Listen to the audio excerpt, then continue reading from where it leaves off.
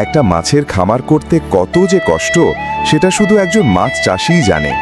ভোর হবার আগেই ঘুম ভাঙে তার, খালি চোখে খামারের দিকে ছুটে যায়। সূর্য ওঠার আগেই শুরু হয় লড়াই, কোথাও পানি কম, কোথাও রোগের ভয়, কোথাও খাবারের অভাব।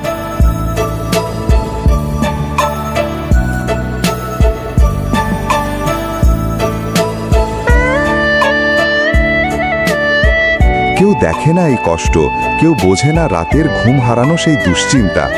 যখন মাছগুলো বড় হতে থাকে মনে হয়, হ্যাঁ, এই কষ্টই একদিন রঙিন স্বপ্ন হয়ে ফিরবে।